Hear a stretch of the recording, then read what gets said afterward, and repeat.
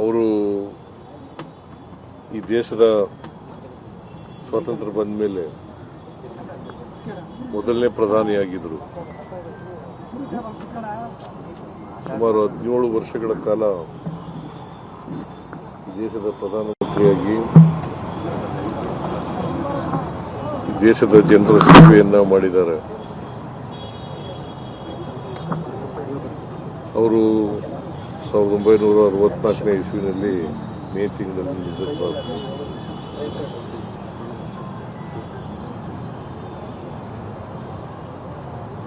ಅವರ ಪುಣ್ಯತಿಥಿಯನ್ನ ದೇಶಾದ್ಯಂತ ಆಚರಣೆ ಮಾಡ್ತಾ ಇದ್ದೀವಿ. ವಿಶೇಷವಾಗಿ ಕಾಂಗ್ರೆಸ್ ಪಕ್ಷ ಆಚರಣೆ ಮಾಡ್ತಾ ಇದೆ. ಮತ್ತೆ ನಮ್ಮ ಸರ್ಕಾರನೂ ಕೂಡ ಅವರಿಗೆ ಗೌರವ ಸಲ್ಲಿಸ್ತಕ್ಕಂಥ ಕೆಲಸವನ್ನ ಮಾಡ್ತಾ ಇದೆ. ಆಧುನಿಕ ಭಾರತದ ನಿರ್ಮಾಣದಲ್ಲಿ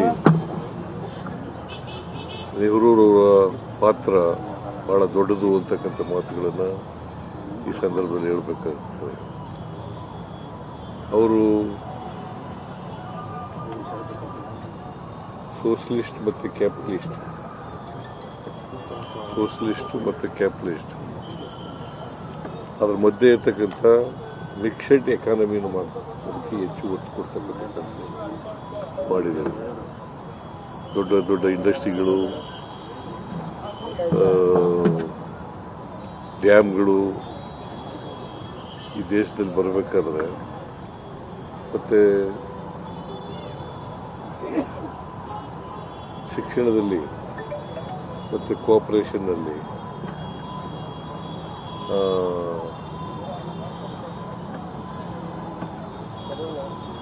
ಸೈಂಟಿಫಿಕ್ ಮನೋಭಾವ ಬೆಳೀಲಿಕ್ಕೆ, ಇವತ್ತು ಇಡೀ ದೇಶದಲ್ಲಿ ಸೈಂಟಿಫಿಕ್ ಮನೋಭಾವ ಬೆಳೀಲಿಕ್ಕೆ ನೆಹರೂರವರು ಕಾರಣ ಅಂತಕ್ಕಂಥ ಮಾತುಗಳನ್ನು ಹೇಳಲಿಕ್ಕೆ ಬಯಸ್ತಾರೆ.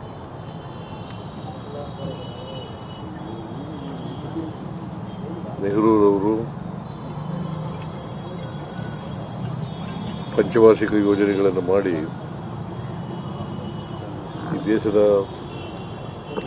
ಪ್ರಗತಿಯನ್ನು ವೈಜ್ಞಾನಿಕವಾಗಿ ವೈಚಾರಿಕವಾಗಿ ಬೆಳೆಸ್ತಕ್ಕಂಥ ಪ್ರಯತ್ನವನ್ನು 17 ವರ್ಷಗಳ ಕಾಲ ಮಾಡಿದರು. ಅವರು ನಮ್ಮನ್ನು ಆಗಲಿ ಈಗಾಗಲೇ ಸುಮಾರು 62 ವರ್ಷಗಳಾಗಿ ಬಂದಿದೆ. ಅವರನ್ನು ಸ್ಮರಿಸ್ಕೊಳ್ತಕ್ಕಂಥ ಕೆಲಸ ಮಾಡ್ತೇವೆ. ನಾವೆಲ್ಲರೂ ಕೂಡ ಅವ್ರನ್ನ ಸ್ಮರಿಸ್ಕೊಂಡು ಅವರು ಹಾಕಿಕೊಟ್ಟಂಥ ದಾರಿನಲ್ಲಿ ನಡೀತಕ್ಕಂಥ ಪ್ರಾಮಾಣಿಕ ಪ್ರಯತ್ನವನ್ನು ಮಾಡ್ತೇವೆ ಅಂತಕ್ಕಂಥ ಮಾತುಗಳನ್ನು ಹೇಳಿ ಅವರ ಆತ್ಮಕ್ಕೆ ಚಿರಶಾಂತಿ ದೊರಕಲಿ. ಅವರು